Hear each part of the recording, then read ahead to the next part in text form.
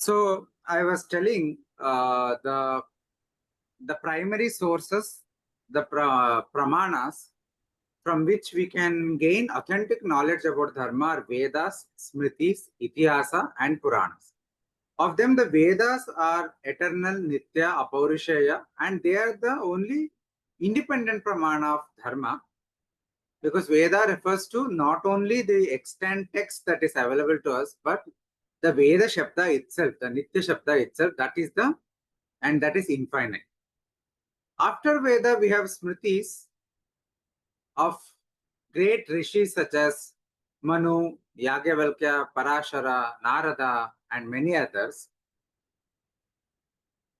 which have been transmitted for thousands of years through Guru Shishya Paramparas, through various lines of transmission, with the Shastra going back to these rishis.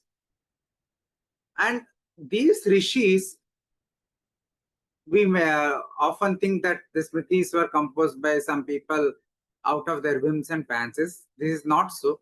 These rishis composed their treatises on Dharma not only based on the deep knowledge of the entirety of Veda, but also based on their direct comprehension of the Veda, direct comprehension of Dharma through their yogic vision. So I mentioned that Dharma, Adharma are sukshmas, they are non-empirical, they cannot be perceived through your direct eyes, nose, ears, etc. But they can be perceived through yogic vision. So this Veda, just like Brahma at the beginning of creation recalled it, likewise, the rishis also focused on the Veda, focused on knowing what is Dharma, what is Adharma, through their yogic accomplishments, and were directly able to perceive knowledge.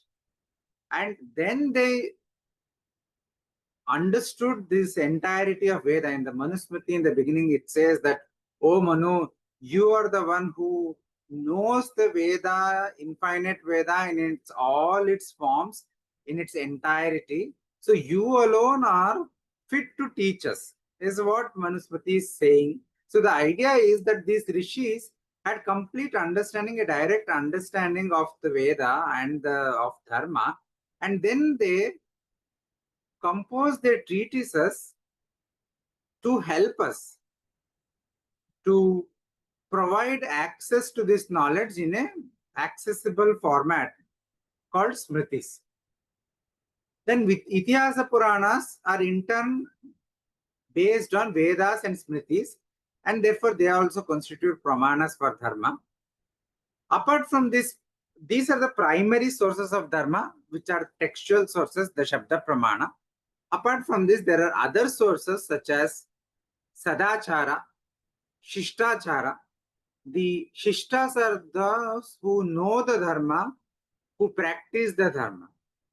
So the Acharam or conduct of such people or any other good conduct among any communities, any persons, any customs that are in line with the Shastras teachings, that are not a violation of Shastric teachings, all those are considered as Dharma. All those are Pramanas for Dharma.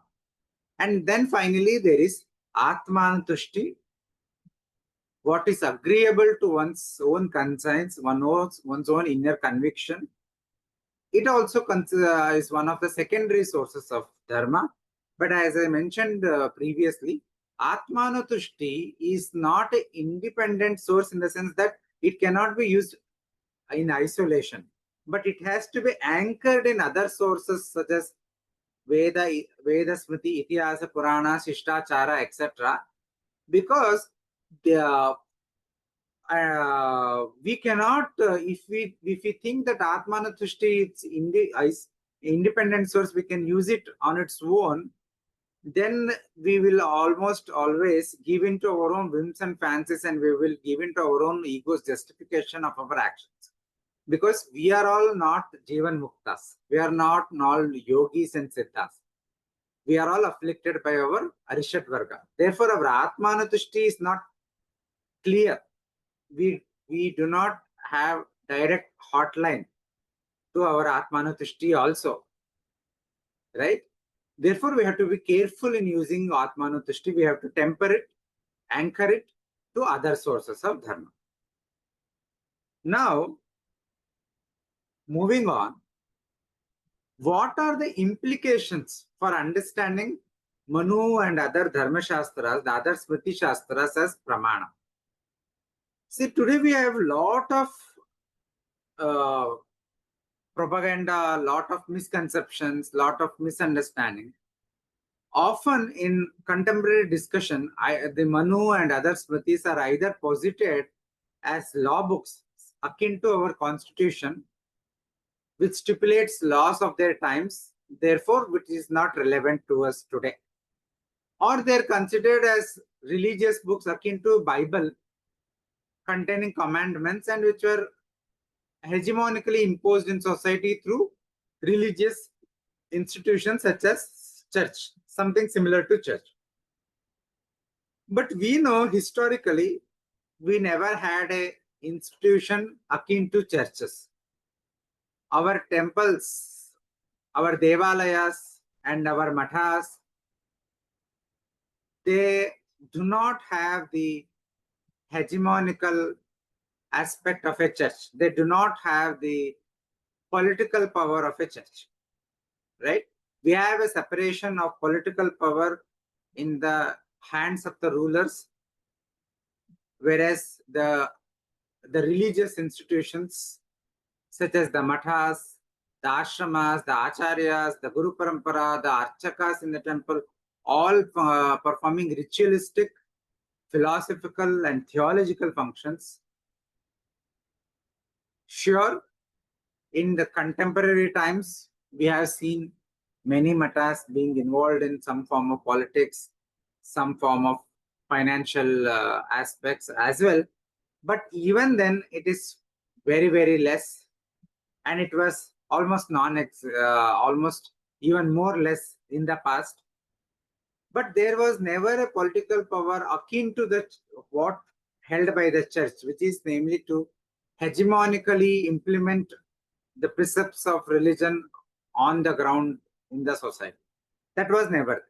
Likewise, Manusmriti was also never a constitution like it is there today.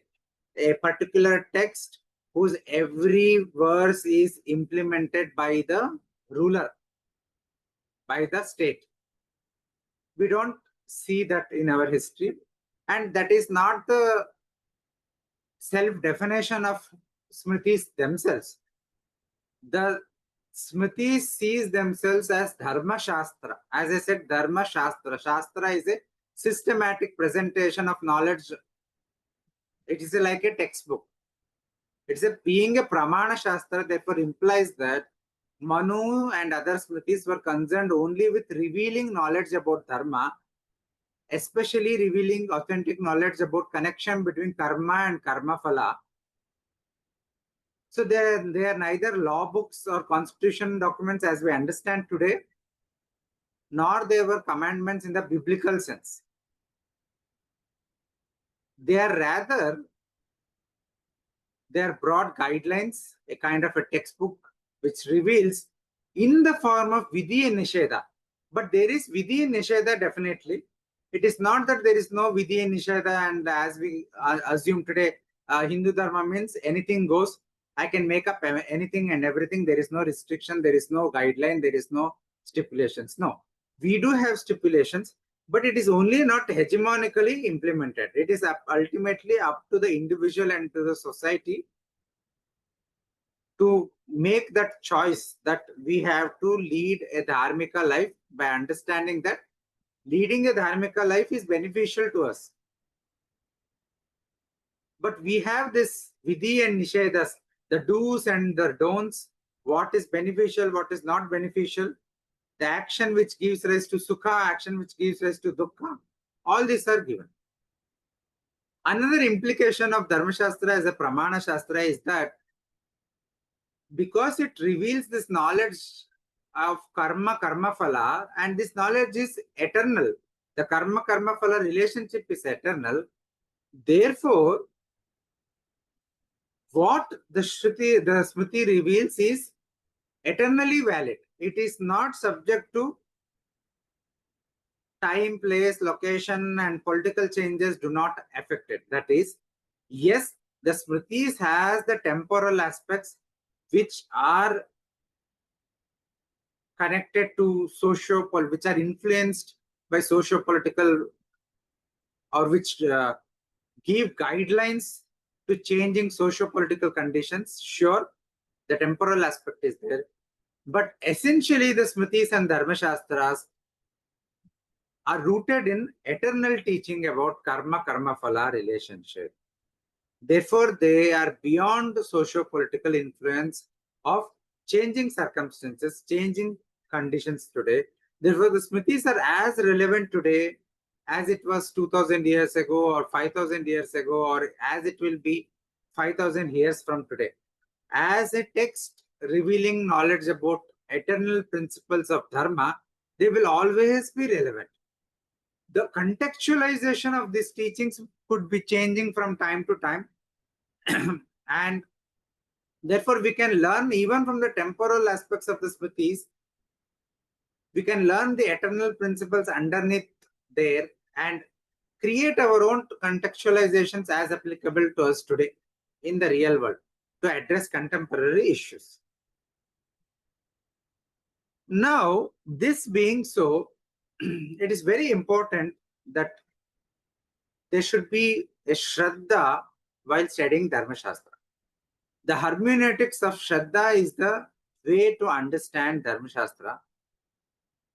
Often we approach this text with lot of mistrust, distrust, skepticism. See, healthy skepticism is okay, but there should also be open-mindedness and open-heartedness, and that is what Shraddha is all about. Shankaracharya defines Shraddha as trust in the word of Guru and Shastra. And this trust eventually transforms into conviction and finally into an actualization of truth expounded in the Shastra. Here, why this trust or this acceptance of Shastra as a pramana to begin with is important, because the subject matter is non-empirical. We cannot verify it immediately using our sensory organs, our pratyaksha, anumana, etc. So you have to begin with Shraddha. As Bhagavan Krishna again says in Gita, one who has Shraddha, he alone attains Jnana. Shraddhavan labhate Jnanam. Therefore, here hermeneutics of suspicion and skepticism are completely unsuitable. The Shastras are not just like any Laukika text, Laukika work of, say, poetry or prose or stories or Laukika textbooks also. The Shastras are Arshaya Granthas, creation of our rishis, based on the Nitya Veda. As such, they are gurus in themselves. How do we approach a guru? We approach with Shraddha and Bhakti and surrender. And the same way we have to approach the Shastra also. Only then the Shastra will reveal layers of meaning hidden within it. So the approach is in the Upanishads, they say in the context of moksha, you have to continuously do Shravana, Manana, and Nididhyasa. That is applicable here also. We approach with Shraddha, we do the Shravana, we do the study, we do Manana, we do the reflection, we do a meditation, the Nididhyasa, contemplation, and we repeat the cycle again and again and again until a Jnana Pakvatva, a maturity of knowledge does not arise. So the Shraddha, trust, transforms into conviction and finally an actualization, a direct realization of the truth of the Shastra. But this trust, as I said, is not a blind belief. Here, trust is an acceptance of the Shastra as a pramana. And from there, everything else moves forward. it goes to conviction, and finally actualization of the truth. Now, what is the subject matter of Dharma Shastra? We will look into some important principles of tenets of Dharma in the next class, but I want to discuss the broad divisions of subject matter that will be helpful to anybody studying any of the Dharma Shastras. Thematically speaking, the content of the Dharma Shastras can be broadly divided into three themes, three categories: Achara, conduct or practice; Vyavahara, the legal jurisprudence; and Prayaschitta, the expiation. Now, often people think that the Smritis are law books, therefore they have in mind only the Vyavahara, the legal jurisprudence in mind. But we have to understand that legal jurisprudence is only one of the three buckets, three themes dealt with the Smriti Shastras. And among them, Achara is the most important one, because Smriti's primary concern is the Achara, the conduct, the practice of an individual. What is a dharmika lifestyle an individual has to adopt so as to attain sukha, swarga, and moksha? This is the fundamental question, the fundamental project of the Smriti Shastras, the end goal of the Smriti Shastras. The secondary connected question is how to create a harmonious society wherein each individual can pursue their paths towards sukha, swarga, and moksha. Here there comes in the role of Vyavahara. Here also there is role of Achara. Here also in the Achara in the context of macro level of social dealings with each other. And here under Rajadharma, the Vyavahara also comes, the legal jurisprudence also comes to resolve disputes that may arise between individuals. It may be civil disputes, it may be criminal issues. And then Prayaschitta is when there is a violation of Dharma, when there is a deviation from Achara practices, there is Prayaschitta or expiation or penances to make one free of these the karmic demerits that arise from these violations. So Achara covers all the duties, obligations, activities which constitute dharma, and hence leads to overall well-being of an individual. And Dharma Shastras conceive of Achara in terms of Samanya Dharma, universal ethical principles, duties, which are common to everybody across the world, irrespective of nationality, ethics, ethnicity, gender, community. There is no differentiation. The Samanya Dharma is applicable to everybody. And then there are context-specific special principles, special duties applicable to different groups of individuals, differentiated using their varna, ashrama, desha, kala, their gender, relationship, etc.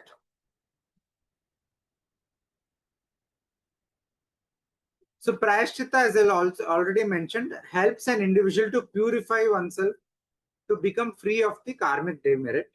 And Vyavahara is the legal jurisprudence, covers all civil and criminal matters.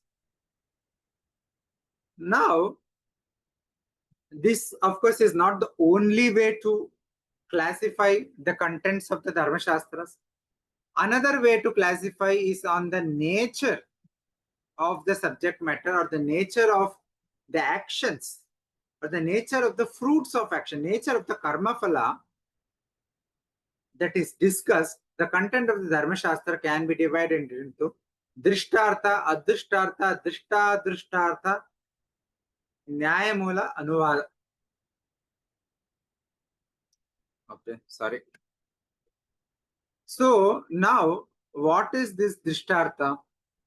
Drishtartha refers to the subject matter which deals with tangible, empirical, this worldly purposes, such as related to Artha and Kama. So Dharma Shastra not only deals with, though it primarily deals with the Adrishta, the non-empirical things, especially of having a bearing in our next life, but it also deals with this life guidelines that are relevant to us in the Laukika matters, in the worldly transactions here and now. So one example is, of course, the Vyavahara, the legal jurisprudence, wherein matters such as dispute between two groups on property matters, on inheritance matters. So these all are very good examples of Artha Kama, that are in the domain of Artha and Kama Purusharthas, and the transactions in the Laukika world here. That those portions are called as Drishtarthas. And then we have Adrishtartha, which refers to the subject matter which deals with the intangible, unseen, the otherworldly purposes. So the Achara, as I mentioned, is largely concentrated on Adrishtarthas, whereas Vyavahara is largely concentrated on Drishtartha. So Vyavahara has both Drishtartha as well as Drishta Adrishtartha. We will see what that is. Achara is predominantly focused on Adrishta, but there also you have this Drishta Adrishtartha or Drishtartha also. So for example, in Manusmriti, there are some guidelines on how to name the kids. These are all Drishtartha conventions. They are not based on the Adrishta per se. They are Drishtartha, meaning some good conventions are given as guideline. It is not that they have to be followed in that way itself, because they are Drishtartha, they deal with the Laukika. They are merely guidelines. They are not binding stipulations. However, on the matters of Adrishta, they are binding stipulations. I gave the example from the Veda previously that Swarga Kamo Yajeta. It is something which is Adrishta. Swarga is Adrishta, right? So if you want to pursue Swarga, you have to do the Yajna. So there are a lot of such Adrishtartha dealings in the context of Varna Ashrama Dharma, Ashrama Dharma, etc., Stri Dharma, Purusha Dharma. These are all very binding in nature because they deal with Dharma, Swarga, Moksha, which are all Adrishta. Then there are subject matter which are both Drishta and Adrishta. There is an element among them which has a direct bearing on this worldly purposes, but there is also an element which have other worldly bearings also. The Nyaya Mula refers to subject matter which are based on universal maxims. Anuvada refers to the, it is a reiteration of the ideas which are stated elsewhere.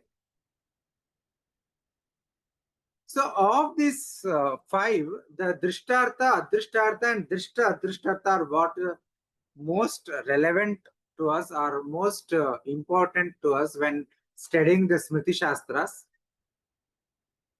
While both Adrishtartha and Drishta Adrishtartha have unseen and transcendental results, hence they are absolute, eternal and always valid and applicable, the Drishtartha as well as the Drishta portions of Drishta Drishtartha, they both deal with tangible results, therefore they are not absolute or eternal. They are subject to Desha, Kala and context, time, location and context. This distinction is important while interpreting the Dharma Shastra text. Often, what is said in a temporal context is mistaken for transcendental, and what is said in transcendental context is rejected as not as outdated and not relevant to us today. So this is a mistake of categories, right? So Achara and Prashchitta, therefore, they are not subject to socio-political changes. They are more or less predominantly absolute. Whereas Vyavahara has predominantly Drishtartha portions. They are, therefore, while their essence is eternally valid, their form is subject to socio-political changes. They can be contextualized and recontextualized and reimagined based on our Deshakala requirements. But the essential teachings of karma-karma relationship, even in Vyavahara, remains valid always. A third way of classifying the subject matter of Dharma Shastra is by the mode of expression, the nature of the Vakya itself. So I already mentioned yesterday in the context of Vedic statements, they can be classified as Vidhi, Nisheda, Arthavada, Namadeya, Mantra. Of them, the Vidhi, Nisheda, Arthavada, was, as I mentioned, is very, very important. The same is the case with the Smritis. These three are most important. Vidhi are injunctions which state what action is to be performed to attain a particular result, or what action is beneficial to it, therefore it should be performed. So they could be, they are called as Vihita Karma. Vidhi's Vakya, Vidhi statement indicates Vihita Karma, permissible acts, the acts of Dharma. However, it could be obligatory, Nitya Karmas, or it could be Kamya Karmas, which are not obligatory.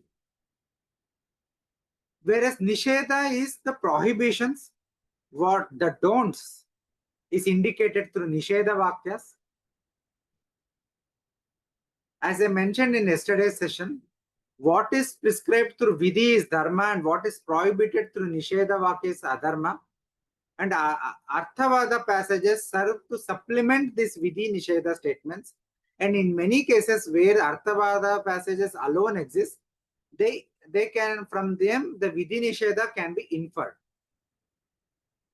So the Swarga Kama Yajeta is a main example for Vidhi statement. Similarly, we have Satyam Vada, Dharmam Chara. These are all examples of Vidhi statements. Na Kalanjama Bhakshayet. Don't eat fermented food. That is an Nisheda statement. Here it is also examples. When you eat fermented food, your stomach will become upset and you will have health issues.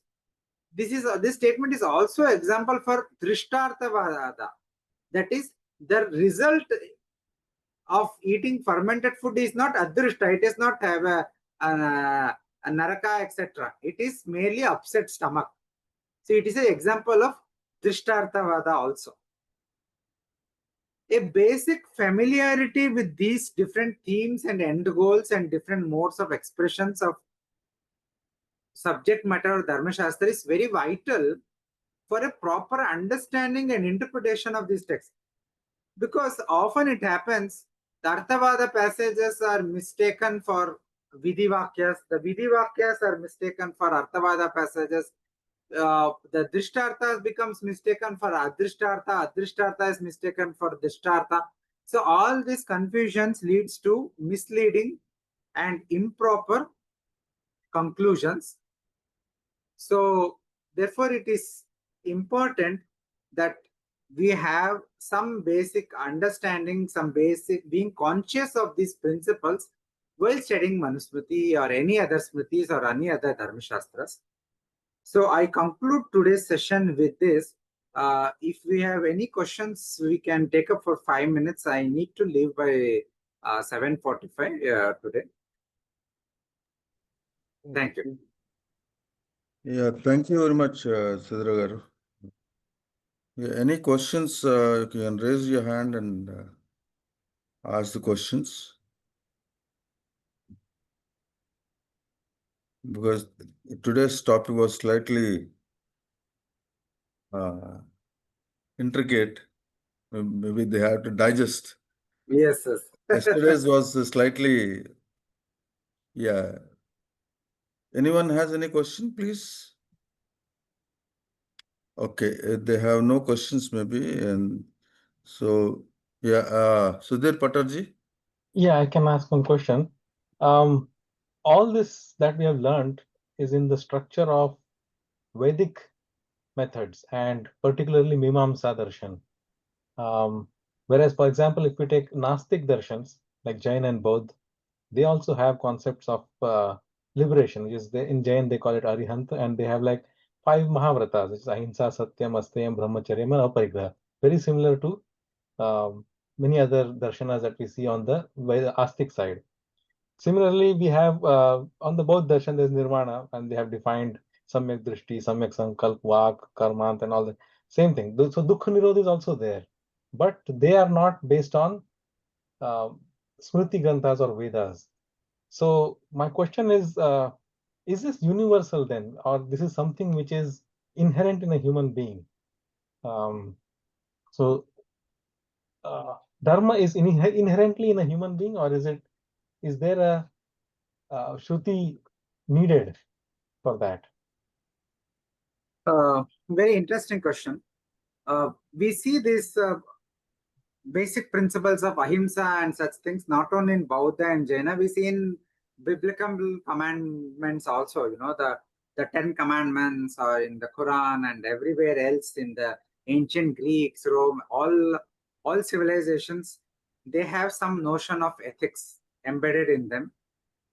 And this is the reason why these ethical principles are categorized in Hindu knowledge system as a Samanya Dharma, which is universal impairing.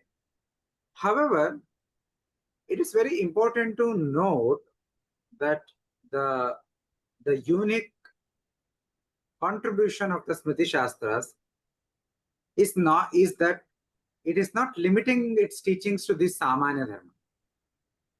It is also giving us Vishesha Dharma. We will see about Vishesha Dharma in tomorrow's session. A contextualized, tailor-made pathway for an individual to travel towards moksha and attain moksha. And this is the real teaching, real beauty. But Samanya Dharma also equally important, because only when you are able to practice Samanya Dharma, then you even become eligible to practice Vishesha Dharma in a more meaningful sense. And there are, but coming to your specific question, you will see that all religious traditions have a notion of ethics. But even atheists, forget Jain, etc. Jain are ultimately religious traditions only.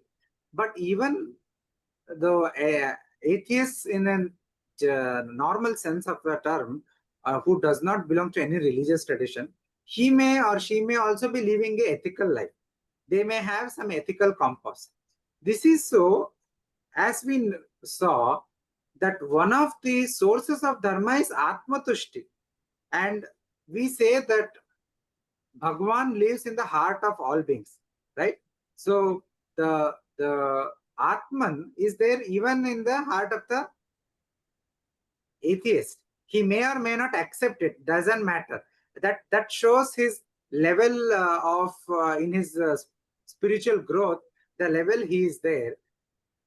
But because this Purusha is in the Hridaya of all beings, there is inherently some notion of ethics present. However, because of the burden of Arishadvarga that I kept repeating in the session, the Kama, Krodha, etc., the vision is very, very, what should I say? It is very blurred. The more Tamasika we are rooted in, the more blurred this vision is.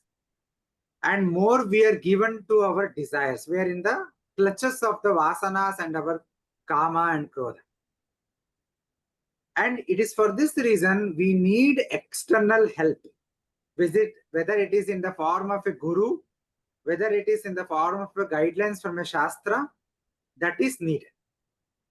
So I hope this clarifies. No, that's very good answer actually. I mean, in fact, this puts in context when we say that the results produce, so Sukha is what is Dharma. So the results are determining what is Dharma, and results are determining what is Adharma. So when we say Natu Sarvasya Kamaya Sarvam Priyam Bhavati, Atmanastu Kamaya Sarvam Priyam Bhavati. So if we say that, then if for a person who has avidya and shadripus are there, so their Atmanastu Kamaya is corrupting the Dharma then, because from that statement the Dharma becomes not dependent on Sukha.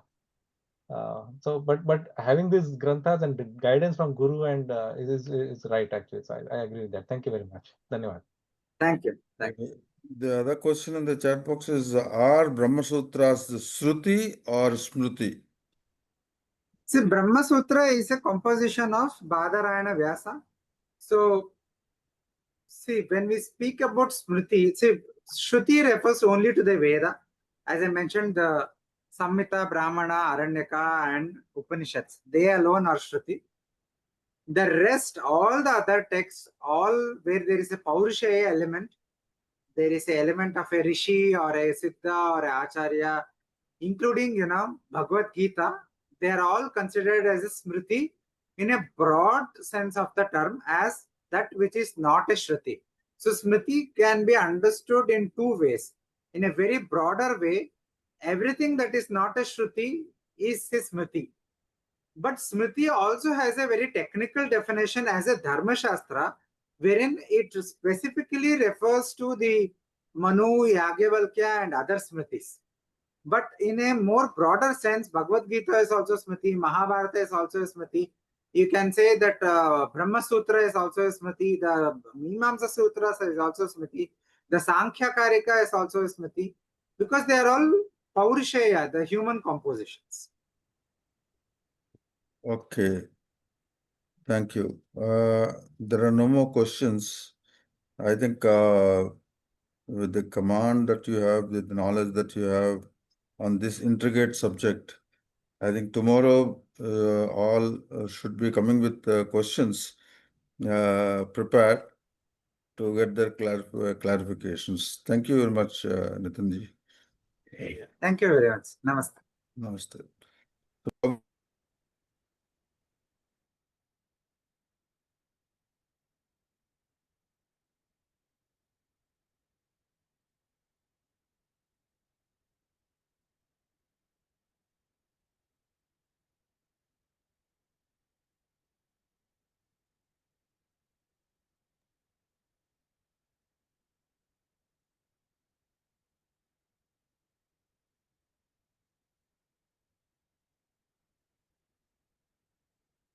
Babu garu, you can continue with the questions are over. Okay. We still have another 15 minutes. Yeah.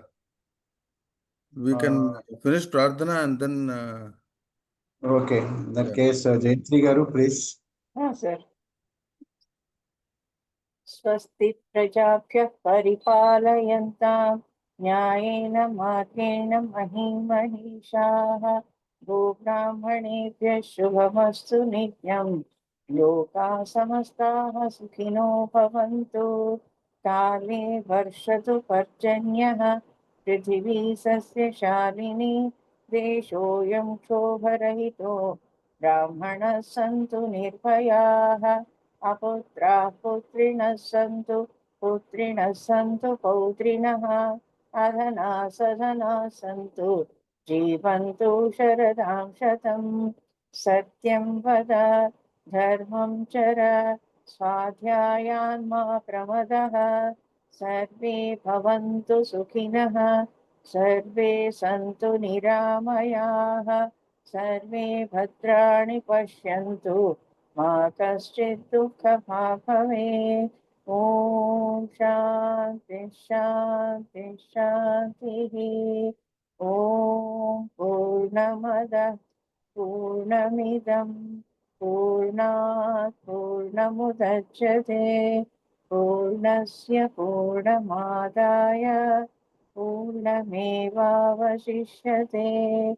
ॐ शान्ति शान्ति शान्तिः सर्वे जनाः सुखिनो भवन्तु समस्तसन्मङ्गलानि सन्तु स्वस्ति धन्यवादाలు గురుగారు Dhanyavadam, Jayasri Garu. Thank you so much.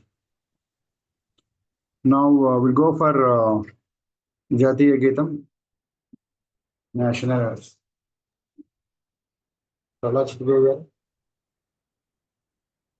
जनगण मन अधिनायक जय हे भारत भाग्य विधाता पंजाब सिंधु गुजरात मराठा द्राविड उत्कल बंगा विंध्य हिमाचल यमुना गंगा उच्छल जलधि तरंगा तव शुभ नामे जागे तब शुभ आशीष मांगे गाहे तब जय गाथा जनगण मंगलदायक जय हे भारत भाग्य विधाता जय हे जय हे जय हे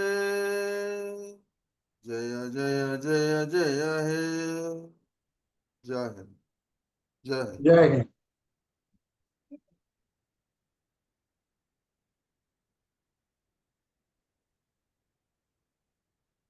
ధన్యవాదములండి చల్లా చిట్టిబాబు గారు.